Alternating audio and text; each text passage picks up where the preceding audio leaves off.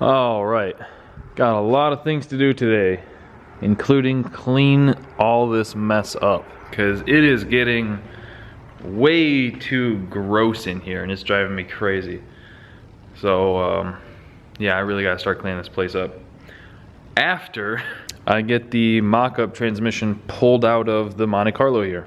So right now it just has a stock turbo 350 in it that quit working for one reason or another, and I put it in there just for mock-up purposes to make sure that the cross member and to get a measurement for the drive shaft. As a matter of fact, I think there's only like 3 bolts holding it in, hopefully. So I need to get that one pulled out because we are going to eventually be putting this one in. If you remember, this is the transmission out of the Firebird. This is forward manual valve body, and aside from that, I don't really know too much about it. But I know that it is forward manual valve body. Now, typically pulling a transmission out of a car when you have a hoist, super easy. However, this pig's still up there. So we're gonna be doing this one kind of old school today. I'm going to jack up the front, get the front tires on ramps, and then probably put the back on those jack stands. Try and make sure that there's plenty of room to wiggle the thing out of there, and then hope that I can maneuver the transmission. Actually, I don't know if, yeah, it should be able to drop around those headers, I hope. If not, that would really suck to have to pull the headers back off. Anyway, I'm going to find my piece of cardboard and the jack and the ramps, and we're just gonna start yanking this thing out.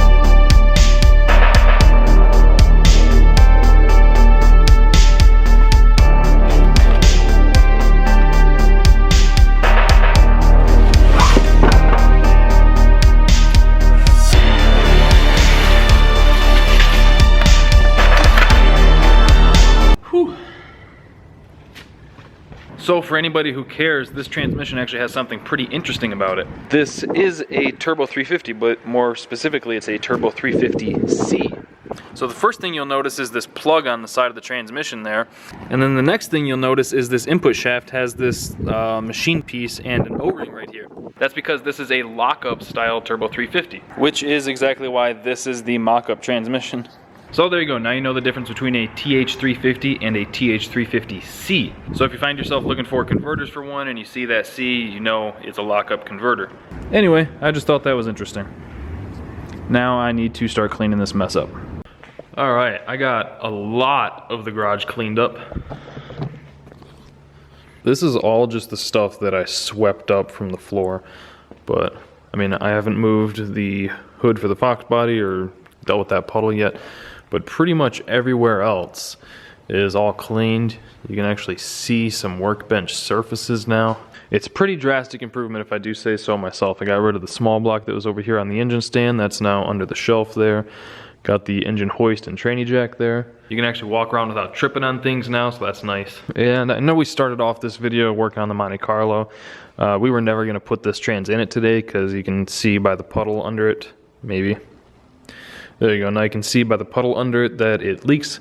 So I want to get it all resealed up before I throw it back in the car. Basically all I gotta do is just get it resealed up. It shifted fine when it was in the Firebird. The fluid looked a little weird, but like I said, it shifted fine, so I don't know. And then I just got a Jegs budget converter for it. This is I think a 3000 install, I don't remember offhand, but it was like 180 bucks. So now that we're at the point of waiting to clean up the trans for that, and James Brown is pretty much running, we need to get back to work a little bit on the Firebird. Man, I'm tired and it's cold out. It's like 10 o'clock right now, and it's probably mid-40s. But I know that there's going to be plenty of faster cars out there, but I don't want anybody to say that it's not because I didn't work hard at it. So we're gonna at least get these valve springs swapped over before calling it a day. And then depending on how much energy I got after that, we might pull the engine out because we got the new oil pan for it. I don't know if I mentioned that yet. So you can see that the truck oil pan hangs down pretty low. And I was just gonna buy an F-body one, but then a subscriber by the name of Daniel hit me up and he's like, hey man, I got a basically brand new oil pan that I'll make you a pretty good deal on. These are the fuel pumps from the last video. And this is part of the turbo drain. But yeah, it's a Summit fabricated deal. The thing I liked about it is that it does take a screw-on filter, so I don't have to buy an additional filter relocation. It has the port to tap here for the turbo feed, and it is 3 inches shorter than the truck pan, surprisingly. Right here's the truck pan. You can see how deep that thing is versus this. And it came with the pickup, bolts, gasket, everything except the filter. So real soon here, I've got to get that thing swapped over into the car, which means pulling the engine out. But I don't feel like doing that right this minute, so we're going to work on the heads a little bit.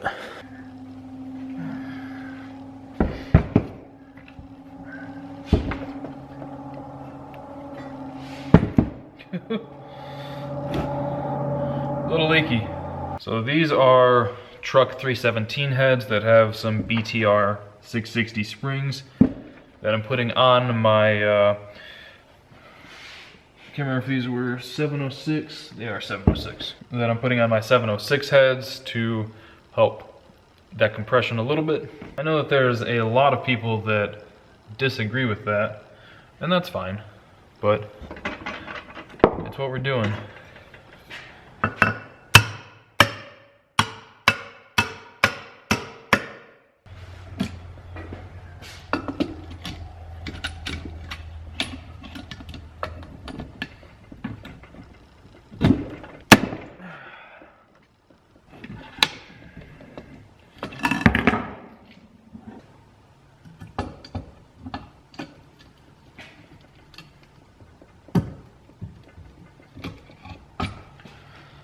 You know, doing this when your hands are so cold that you can't really feel things kind of sucks. But that's just the sacrifice we make.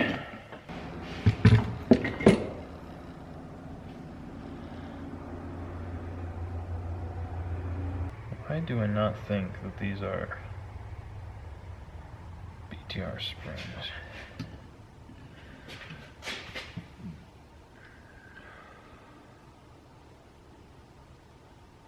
Alright, just because things aren't looking quite the way I expect them to, I'm going to physically measure the spring. So I'm going to measure the installed height. I got a stock spring that I know is stock over here, and the ones that are supposedly BTR 660s right here. So I can physically see the difference, and it's not as substantial as I was expecting. So that's why I just want to take a couple, you know, little measurements, little measy poos, kind of see what we're doing. Installed height. is 1.814. So we'll call that 1.8, which, if memory serves, that is correct. So I know that the cam that I've got in there has 641 lift, so 1.8 minus 641 is like 1.1, basically 1.16, I think. So let's practice with a stock spring in the vise, because I don't really want to do it the first time with a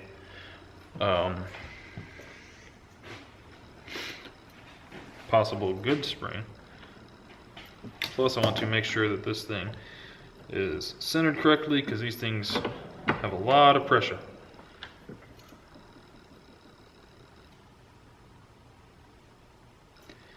Alright, so let's just go to 1.13. Here's 1.13. That was a long ways to go. Let's see, what are we at right now?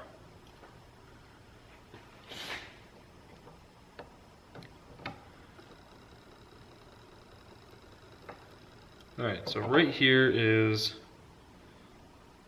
1.34.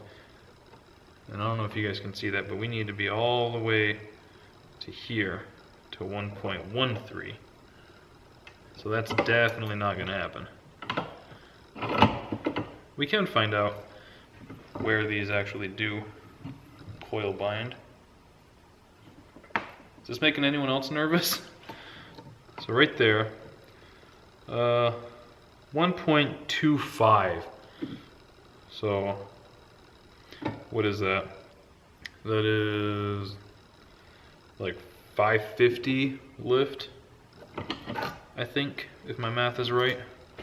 Which it might not be, because I'm a little scared right now. You know, because I think these things have like, what, 400 pounds of pressure, fully closed. I'm sure someone in the comments is going to be like, oh, you need special jaws and blah blah blah to do that.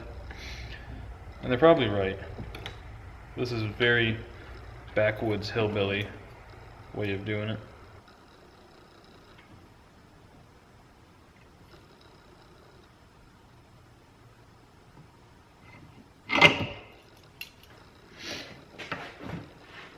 They're not quite bound up yet. We're at 1.2, 1.18.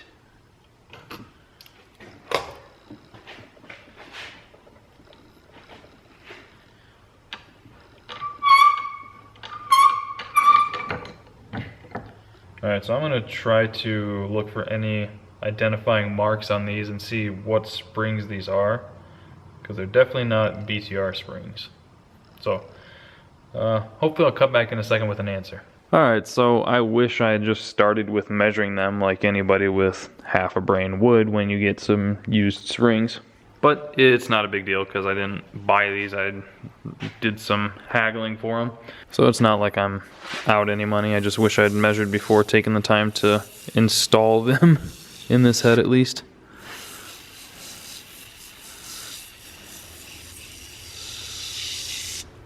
Yes, I know oven cleaner is the best, but I don't have any. Most of the stores are closed right now that are within a reasonable driving distance, so I'm not going to go get any. And I think we're probably gonna wrap up the video here anyway, so it doesn't really matter. So I think hopefully in the next video, we'll be taking the transmission we pulled out of the Monte Carlo and mocking it up in the Fox body that I talked about in a couple videos back. Not my Fox body, my buddy's Fox body that he got on his part of that deal. He's doing a nitrous LS in that with Turbo 350, that's why we're using this one as a mock-up. He's going to be bringing that up tomorrow, so I'm probably going to clear out this bay here so that we can work on it inside in case it does rain like it might. And I'll make sure we get that all filmed, because we're hopefully going to be doing a lot of racing with that this year too.